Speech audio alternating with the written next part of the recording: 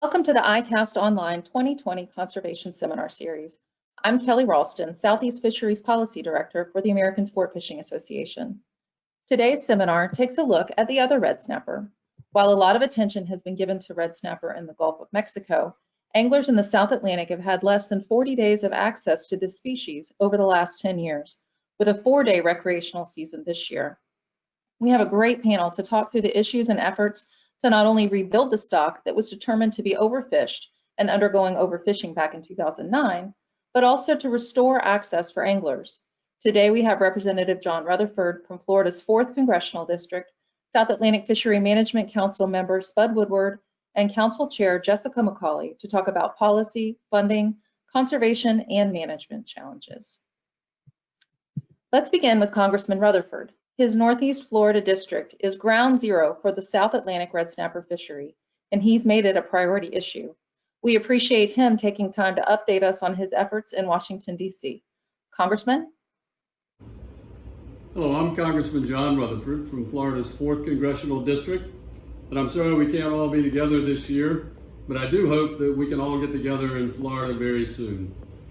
Recreational fishing, as you know, is incredibly important in Northeast Florida and, quite frankly, our entire state.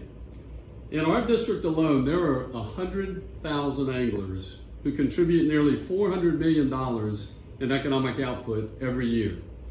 In total, the recreational fishing industry creates 3,000 jobs.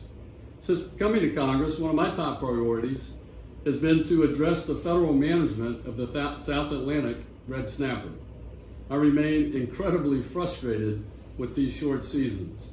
It's not fair, and more importantly, I don't believe it accurately reflects the amount of red snapper in the South Atlantic. Anglers like yourselves can speak firsthand to how many fish you're actually catching and have to throw back. Divers have even told me that there's so many red snapper around these reefs that you can almost literally walk across their backs. And the best way that I think we can fix this is by continuing to raise the issue and by collecting better data. Now, they've already done this in the Gulf, and just look at the results. This year, the Gulf has a 62-day season. We have 4, and there's just no excuse for that. Last year, I worked to secure $1.5 million for an independent third-party data collection of the South Atlantic red snapper, and we hope that report will be completed by this summer. This funding will help the South Atlantic replicate the success that the Gulf has had in managing their important fish stock. You have my commitment that I will keep the pressure on NOAA and on the Department of Commerce to increase data collection and ultimately make longer seasons. And I'll continue to fight for the common sense policies to support the recreational fishing industry in coastal communities. Thank you for your passion on this issue and for allowing me to be with you today. Please know that there's advocates in Congress on both sides of the aisle who are really trying to carry the cause forward, and we're not going to stop until we finally have a red snapper season that is more than just a few days.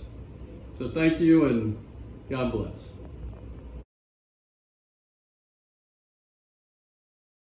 I'd like to welcome our panelists today, Spud Woodward, to our discussion. Spud is currently a member of the South Atlantic Fishery Management Council after retiring from his position as director of the Georgia Department of Natural Resources Coastal Resources Division. So Spud, welcome. Happy to have you with us and appreciate you making the time today.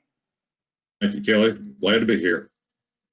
That's awesome. Well, so we've talked a little bit about in the intro some of the challenges facing management of red snapper in the South Atlantic region, and I wanted to touch on, kind of expand on one of the topics that's really important, and that has to do with discard mortality. I know you've done a lot of work in this area and wanted to know if you could just give us a brief overview. Exactly what is discard mortality? Well, the textbook definition of discard mortality, it basically is it occurs whenever a fish that is caught alive dies after being released. And there's typically 2 types of discard mortality: acute mortality, which happens immediately after the fish has been landed and handled and released. And then there's delayed or chronic discard mortality, which is much more difficult to measure because that one can occur hours, days, or even weeks after the fish is actually released.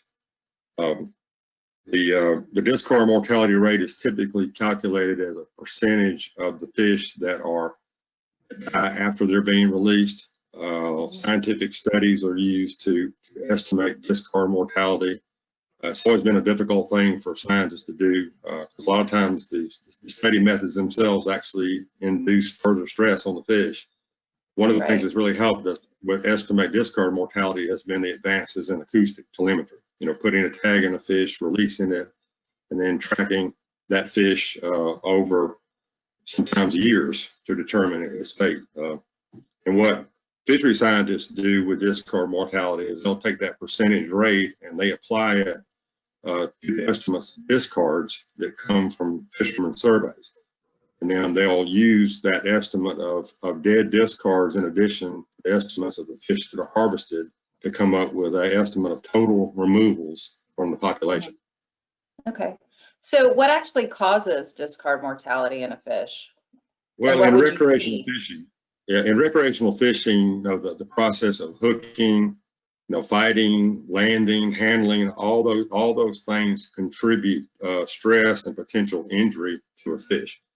Every one of them can affect it differently. A lot of environmental factors contribute to that. So you add all those things together, and it's sort of like us being subject to running a marathon, over and over and over again. And every fish handles it different. Fish handle it different in warm water versus cool water.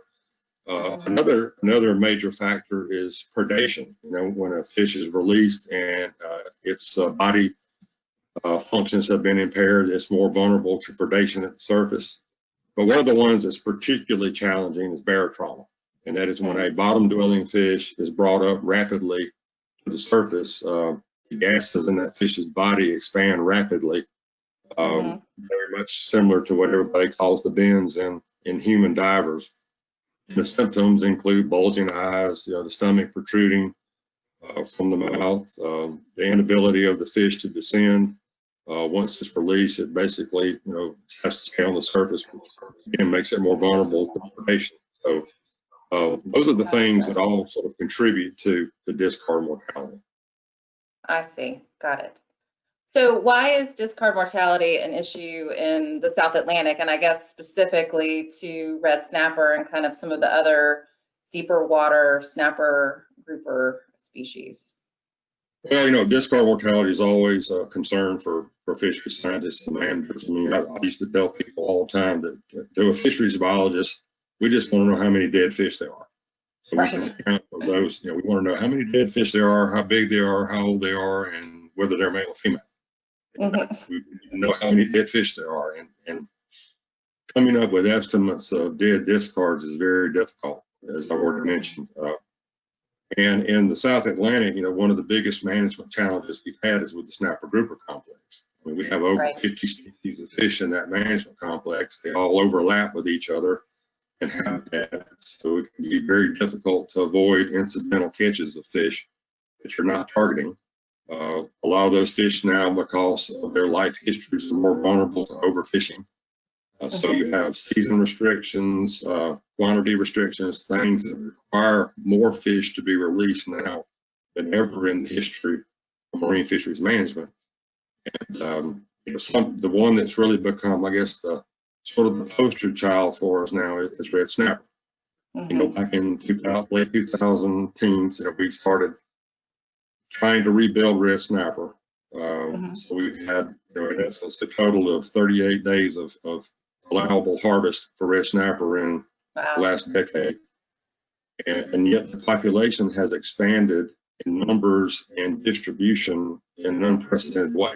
So there are now red snapper in numbers and in places where they typically used to didn't be. So now we have a lot of unintentional interactions with red snapper. And red snapper can be found, from very shallow depths out to 300, 400 feet of water.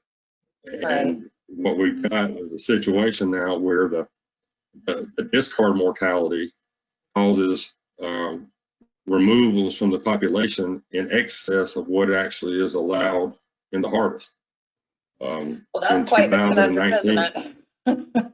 Yeah, I mean, it's, the discard mortality, if it's high, really jeopardizes the effectiveness of a management program.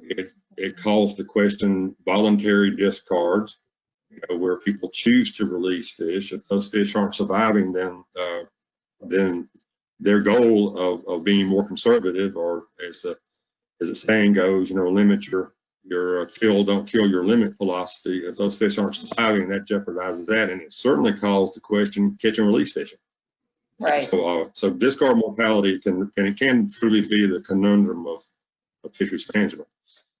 And in the situation with red snapper in 2019, the Marine Recreational Information Program estimated that over 2 million red snapper were released alive in the South Atlantic. That's a lot of fish. And that's compared with an allowable catch of roughly 42,000 fish. That's what can be kept. And so you have 2 million fish that were purported released alive, but the accepted discard mortality rate on red snapper now is just slightly over 28%. So when you apply that to the 2 million, guess what you end up with? You end up with dead discards that are almost 10 times what the allowable harvest is, and that has been one of the reasons that we've had this ongoing constraint on the annual catch limit, and for it to be so small. 28,000 fish annual catch limit for the recreational anglers in the for-hire sector. So it's a real challenge, and other species in snapper grouper complex are vulnerable to barotrauma as well. So it sort of cuts across all the species, but it's been most problematic in red snapper because it has impeded our rebuilding and our ability to open up access to an expanding population. So would you say we're almost victims of our own success, that is the South Atlantic red snapper stock rebuilds, but yet seasons are still short? We're seeing greater discards in this fishery because there's more red snapper to be caught? That's right. I don't think anybody expected the red snapper population to respond with its productivity the way it has. I mean, it has literally exploded. There's been great recruitment. And so you've got an abundance of fish that's really unprecedented in recent history. And so those encounter rates are, it's unavoidable. I mean, from personal experience, I was trying to catch sheep's head in 40 feet of water off the coast of Georgia this spring and was catching red snapper on 70 grams. Which one you can bring them home? Yeah, I mean, it's tough. It's tough to let those fish go. And we have been successful, but our success has created its own type of failure. Yeah. So, well, I guess so. To that point, talking in general about discard mortality, what are some ways in general that it can be addressed? And then maybe after that, kind of what steps has the council taken to address discard mortality? Because I know y'all have paid a lot of attention to this issue and have been really working hard on some ways to address this, not only from kind of the management side of things, but also from the conservation side of things, because it is, it's responsible fisheries management across the board. The key to reducing discard mortality is really to use best fishing practices. And there's been a lot of effort expended over the last several decades to increase anglers' knowledge about their responsibility to make sure those fish that are released have the greatest chance of surviving. And, there's a suite of best practices. There's lots of information available out there now. Fish Smart, Red Snapper, and Red Drum Conservation Project website. Most of the state Marine Fish Agency websites have information on best fishing practices. Least Sense is one of the latest. So there's the South Atlantic Fishery Management Council website now has a page devoted to best fishing practices. It has some really good videos to illustrate. But really, the key to it is it's just several things. One is to be prepared.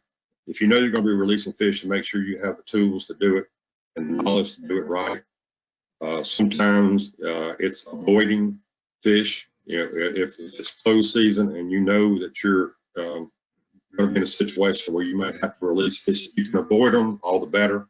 That's very difficult Right. to do a lot of times with snapper grouper fishing, just because those species all overlap They're with very each other. persistent, yeah. Yeah. Having the right tackle, so that your tackle matches the fish that you're after. Really what you want to do is balance your tackle, your line test, your terminal tackle, all to sort of balance the enjoyment of the experience of catching the fish, but also maximizing the chance that fish can be released in a healthy condition. So there's, those are just some of the basic things, but every fisherman has the responsibility to know and practice what is best for the fish. I mean, our tendency, and I'm a victim of it too, when the bite is on, I'm worried about the next fish more than I am the fish in hand. We really need to flip-flop that. We need Right. to give more importance to the fish in hand than the next fish, because in the future, the fish in hand may be that next fish. That's Exactly. the fish that not only will perpetuate the population, but also, give us future fishing opportunities. And it's our responsibility to do that. Now, I'll admit, through my career as a fisheries biologist, I've always struggled with legal mandates for best fishing practices. I've always kind of felt like it's best that fishermen learn them, use them voluntarily, tell their peers, tell their contemporaries how to do it, pass it on to the next generation. And I still feel that way a lot, but this is something that the council, a lot of state agencies have struggled with, is how do we balance mandating those best fishing practices versus leaving it to be voluntary. And the South Atlantic Council, we sort of grappled with that. And one of the first things that we did was back in 2010, when it was to require some the use of circle hooks. Prior to that, we had actually required that you have de-hooking tools on your boat. Again, trying to make sure that if you got that tool on the boat, then more likely you're going to use it. So the circle hook rule went into effect in 2011, I believe it was. It was decided in 2010. And so north of latitude 28 along the South Atlantic, you have to use non-stainless steel circle hook for what we learned, though, and I've seen this from my personal experience, is that offset circle hooks oftentimes will hook just as deeply as a conventional J hook. So recently, through Regulatory Amendment 29, that we changed that slightly to effective July 15th of this year. You have to use non-stainless, non-offset circle hooks. And what that does is allow that circle hook to function as it's intended to hook that fish in the mouth or the corner of the jaw and reduce the incidences of deep hooking. Also, as part of that regulatory amendment was to require that you have a descending device on board the vessel when fishing for or possessing snapper grouper species in the South Atlantic. Again, I struggled with that one.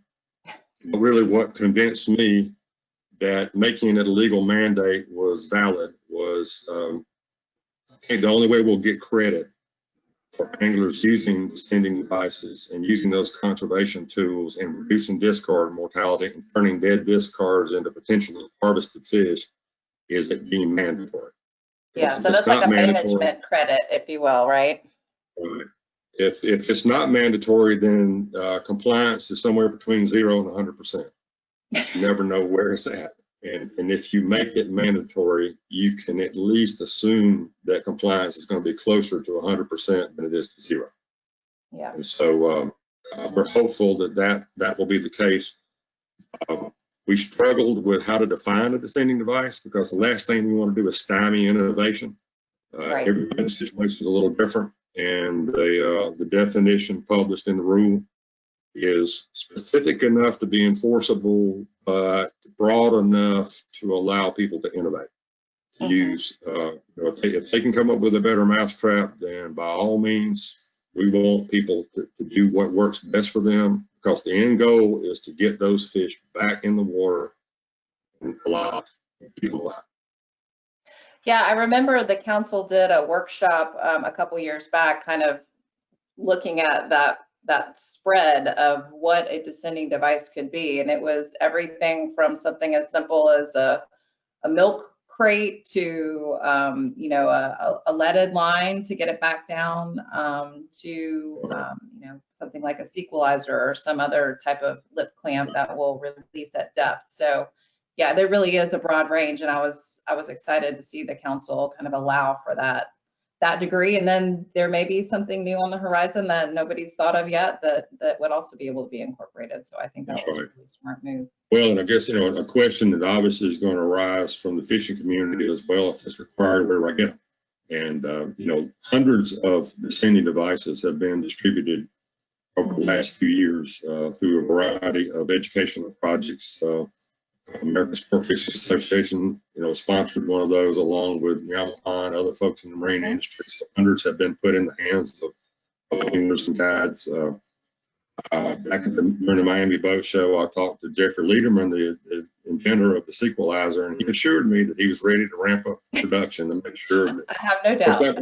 That was pre-pandemic, so I'm not sure how the pandemic might have affected his plans, but it will be enforced proportionally to the fact that it's a new requirement. I mean, it's not like people, you know, on July 16th, they're going to be hauled away and put in jail if they don't have a descending device. So there'll be a strong ongoing educational component of it. Yeah, and I think that's an important thing to mention is the education part of it. And I know that the South Atlantic Council has, you know, a big plan. I've been in contact with them about how they're going to roll this out. And we have certainly pledged to help raise awareness among the angling community and the South Atlantic region of this new requirement. And I guess one thing I wanted to clarify is that it is that they have to be rigged and ready for you. So it's not even just having it on board. It's that you could actively use that descending device if you bring up a fish suffering from barotrauma. So I think that's really kind of the key. And I remember there were a lot of conversations and grappling back and forth at the council about what that requirement should be. Should use be required? Should it be rigged and ready? You know, what was the best way to word it for enforcement purposes? And I think y'all landed on the right combination there. Yeah, we sort of put a little group of people together and hammered it out with some enforcement community input. And you know, it's you can't just carry a sequelizer in a package. You know, it's got to have a line of at least 60 feet attached to it. It's got to have a weight of at least 16 ounces attached to it. So there's some measurable components of it that will allow the enforcement community to determine whether somebody is, you know, seriously complying with the law. So I think one thing I'd also like to mention is, you know, people go, well, you know, I'll use one, but do they really work? And the council website has a great video from North Carolina showing a red grouper that was caught in over 200 feet of water being descended back to the seafloor.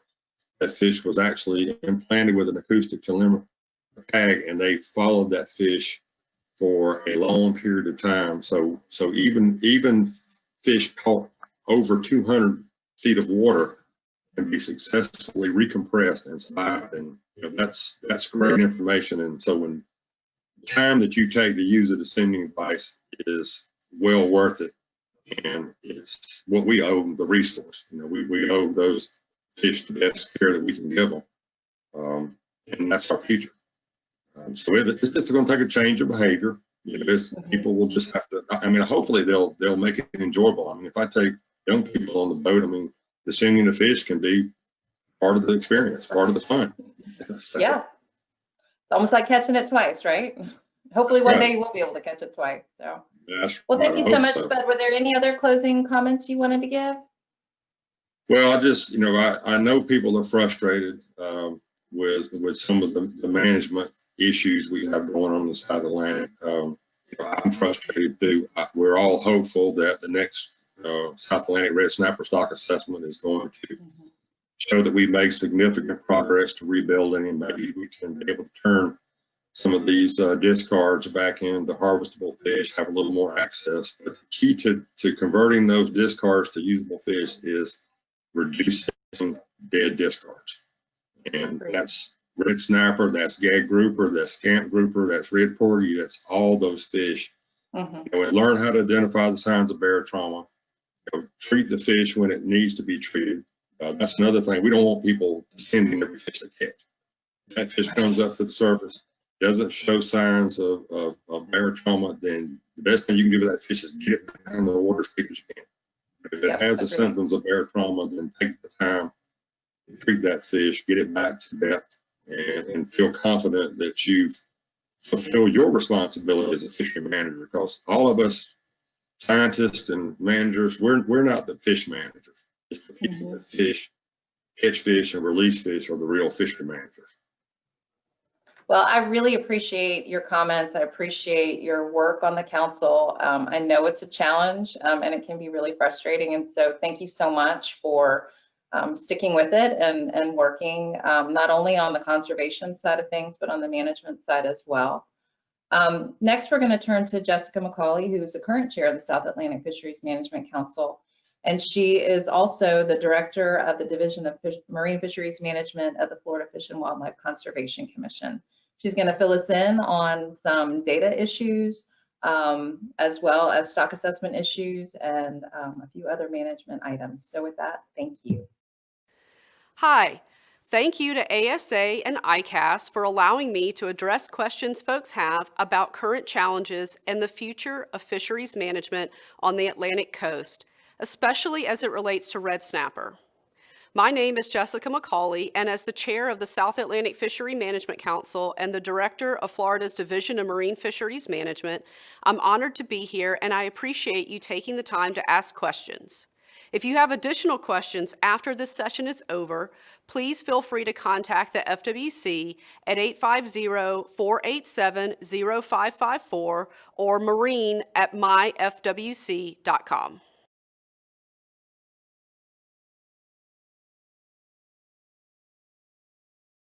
The South Atlantic Fishery Management Council manages many socially and economically important fisheries in federal waters from North Carolina through the east coast of Florida. The most recent annual data shows recreational anglers in the South Atlantic spent $5.4 billion on fishing trips and equipment. In addition, commercial landings revenue totaled $191 million. One of the most popular groups of fish managed by the council are snapper grouper species. Although South Atlantic snapper grouper have high social and economic importance, there's a lot we don't know about these fisheries. For many of these fish, we are missing basic biological information, and we do not have precise estimates of how many fish recreational anglers are catching or how much they are fishing, also known as catch and effort. These types of information are critical for the stock assessments used to establish or make changes to fishing regulations. For fish like red snapper, recreational data collection is one of our biggest challenges. In Florida alone, there are 4 million saltwater anglers and over 2,000 public boat ramps spread over 2 coasts. This makes it difficult to capture information from every angler. NOAA Fisheries Marine Recreational Information Program, or MRIP, is used to estimate recreational fishing effort, catch, and landings. However, because anglers take fewer fishing trips offshore, compared to inshore, MRIP does not perform well for Atlantic snapper grouper species. NOAA has attempted to resolve this problem by revising their program, but the solution may need to come from outside of MRIP. Though we face challenges, we continue to be committed to increasing knowledge about South Atlantic fish stocks and investing in improvements. For example, Congressman Rutherford, a champion of South Atlantic fisheries, secured $1.5 million in the 2020 appropriations bill to improve stock assessments for South Atlantic red snapper. States like Florida are enacting programs to improve recreational data collection, and NOAA is working to increase their ability to update stock assessments more frequently. I anticipate these types of efforts to continue into the future, and hopefully they will result in significant improvements.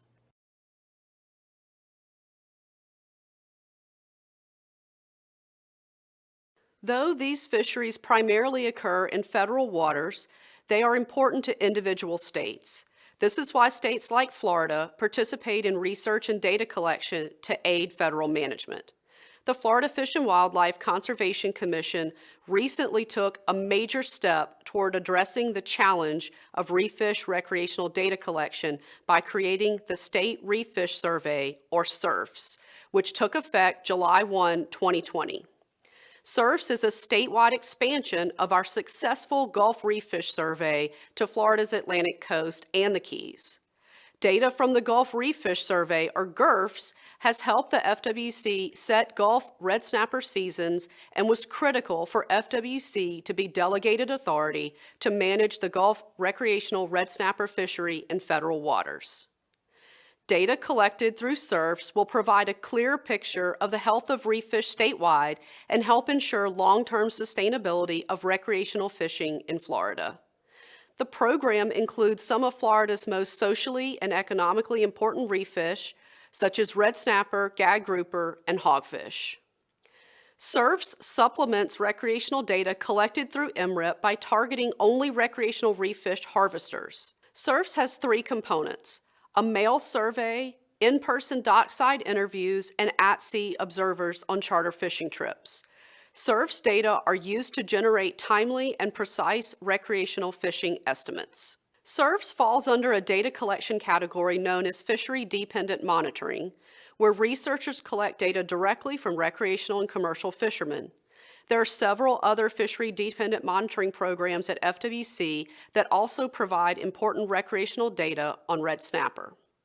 During the Atlantic recreational red snapper mini-seasons, FWC conducts special surveys to help precisely track landings.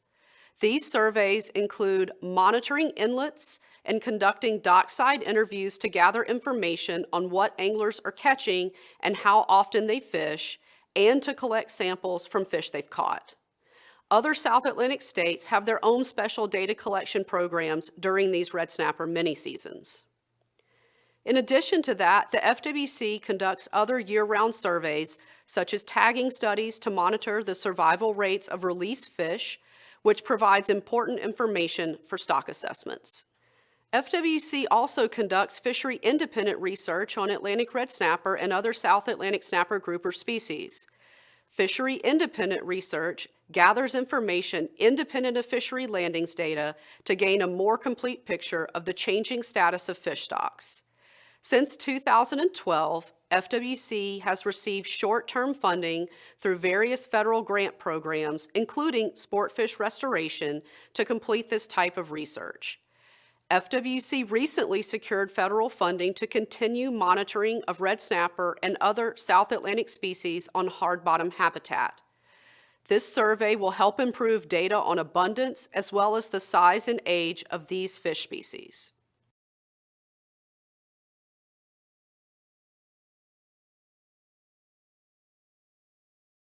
At the South Atlantic Council, there have been ongoing discussions about how to improve recreational data collection. These discussions have largely been driven by red snapper, but there is a recognized need to improve recreational data for all the Council's managed snapper grouper species. The Council has been working on Snapper Grouper Amendment 46 to improve estimates of catch and effort from the recreational sector. In this amendment, the Council is considering establishing a federal permit for recreational snapper grouper fishing or potentially mandating recreational reporting of snapper grouper fishing activity. A federal recreational snapper grouper permit could be used to help focus data collection efforts on those who actually target these species, similar to Florida's SRFS program. This could improve harvest estimates for species with historically low catches or short seasons. The Council is exploring the feasibility and functionality of recreational angler reporting through a voluntary program called My Fish Count. This pilot project was built in partnership with the Angler Action Foundation and allows recreational fishermen to voluntarily report information about their offshore trips and catches while also creating their own personal logbook. Anglers can log trips on either the My Fish Count app or on myfishcount.com. By using My Fish Count to log catches during red snapper season, anglers can provide fishery managers with valuable insights and can even report trips that were abandoned due to poor weather or other reasons. Moving forward, the Council has a lot to consider and should be able to learn from experiences with programs like My Fish Count and SURFs to decide where to go with Amendment 46 and what the Council can do to support recreational data improvements. They will need to look closely at benefits of different approaches to improving recreational data and weigh those benefits against things like program cost and potential burden to anglers.